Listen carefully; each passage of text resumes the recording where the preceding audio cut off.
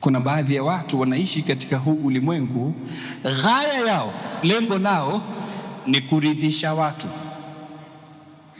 Kwa hivyo kuna mtu anavaa nguo si kwa sababu yeye ameipenda, kwa sababu ndo fashion katika mji. Unaona?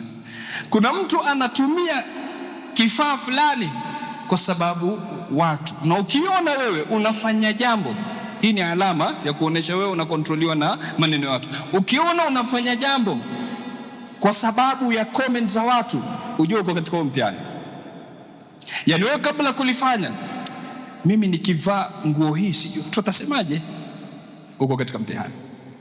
Mimi nikipeleka gari hili, mimi nikitumia simu hii, watu watanihukumu vipi? Ina maana wewe unaishi katika kuridhisha watu. Ridha nasi ghayatun la tudraku. Kuridhisha watu ni upeo usopatikana. Sikiliza nikwambie kwa ufupi. Ukienda mbio kumridhisha, hatoridhika. Usipomridhisha, hatoridhika. Ukienda mbio kumridhisha, mwisho utakuwa mbaya. Usipomridhisha, bado mwisho utakuwa mbaya. Maadamu mwisho ni mmoja, shekhe, usishughulishwe na maneno ya watu na ridha za watu. Tafuta radhi ya nani? Ya Mola subhanahu wa ta'ala.